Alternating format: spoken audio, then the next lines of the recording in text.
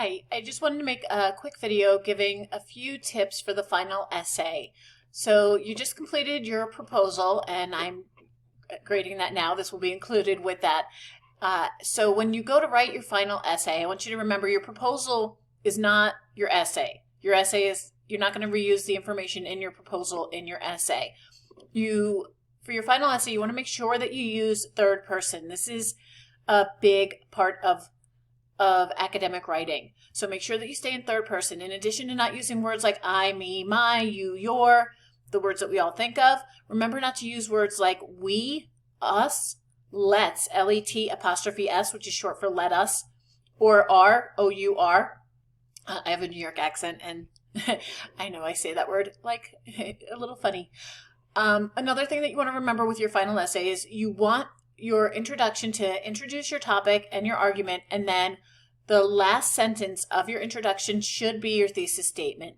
You want a strong thesis statement that roadmaps your essay. If you didn't watch my other video on the final essay, I go into this a little bit. You want to have a thesis statement that states what your argument is, what the problem in your field is. And remember that this is a persuasive essay. This should not be an informative essay. You shouldn't just be like, this is, some information about being an English teacher. You're going to present a problem and argue a solution, or at least argue that the problem is a problem. So for your thesis statement, you want to state what your argument is, what the problem is, and then highlight the main points that you're going to cover in your essay. So we call this road mapping. Your thesis statement should roadmap your essay. So basically what that means is you're going to start with where you're going to end up. You're going to start with your destination, which is the argument that you're making. And then you're going to highlight the main attractions that you're going to see along the way to that destination. So each of your paragraphs should discuss one point from your thesis statement. So ideally, it's good to have a three-part thesis statement that states your argument, highlights your three main points. That's your introduction. Then each of your body paragraphs covers those points. And then you get to your conclusion and you want to restate your thesis statement in a fresh way in your conclusion. Remember, never introduce, and these tips are true for all of your classes when you're writing papers. Use third person unless otherwise asked.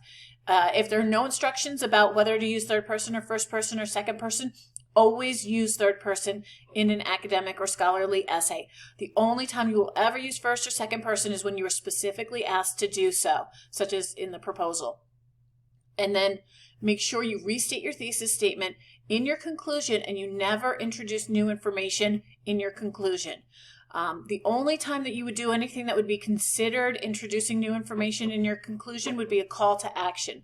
So in a paper like this where you're presenting a problem, you may at the end of the paper present, a call to action, this is what needs to be done that perhaps wasn't mentioned in the previous parts of the paper. But really, for the most part, in an academic scholarly essay, you never want to introduce new information in your conclusion. Your conclusion is your place to wrap up what you said, restate those main points. I think a great way to do this is to break up your thesis statement into sentences here at your conclusion, and create a full sentence for each point and argument in your thesis statement.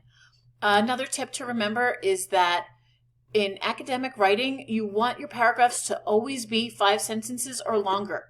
In academic writing, you never want to have a paragraph that's shorter than 5 sentences. If you were in my creative writing class, I'd be like, you can have a paragraph that's 1 word long. That's fine. It would be dialogue. But in academic and scholarly writing, you always want to have at least 5 sentences and at least 100 words per paragraph. For each of your body paragraphs, you're going to want to have a short quote with a citation in quotation marks or a short paraphrase with an in-text citation.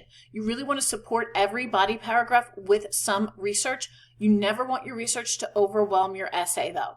So the majority of this paper has to be in your words.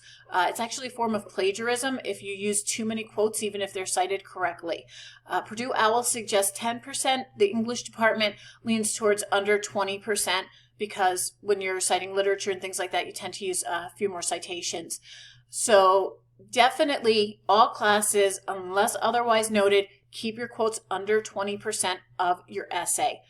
For your word count, only count the essay itself, not your heading, not your works cited. So that's one thing definitely keep in mind, because I get some really short papers that end up getting C's or D's on them because there's this huge works cited and students are counting that in their word count. So I think that's pretty much, the main kind of points I want you to take with you on this. Make sure that you have a strong introduction with a 1-sentence thesis statement as your final sentence in your introduction that states your argument and highlights the main points. So, this is my argument. This is what I'm going to say. These are the main points I'm going to make. Don't worry about giving away too much in the beginning. You're supposed to do that in this type of essay. You're supposed to tell the reader exactly what they're going to see and what they're going to read in the essay. And then you want to support those points throughout your essay, point by point, 1 point per paragraph, never more than that, 1 point per paragraph. Support each paragraph with research, cited paraphrases, cited quotes, use a signal phrase, short quotes, and third person.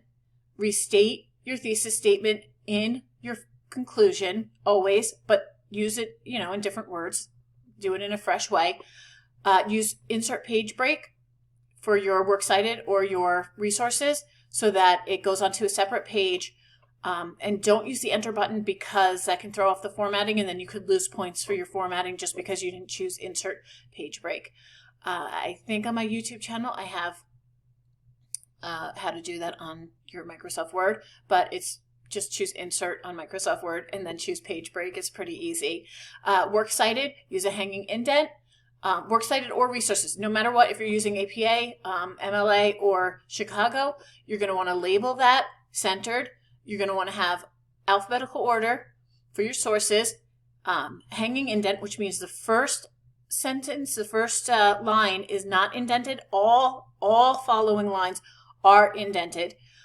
If this isn't working when you're doing the formatting, go to the end of the line, press enter, and then you should be able to indent properly. Just so alphabetical order, hanging indent, and on a separate page. Those are the things I take the most points off for your for students' resources. So let me know if you have any questions. I am here, okay? So let me know if you have any questions. You can send me, take a copy of your works cited or whatever and email it to me and say, is this correct? And I'll let you know. Don't send me your whole paper. I'm going to grade that. But if you have a specific question and you want to show me what you're questioning, you can just copy and paste that into an email or an IM in the classroom and send it to me, and I will give you some quick feedback on that. So let me know if you have any questions.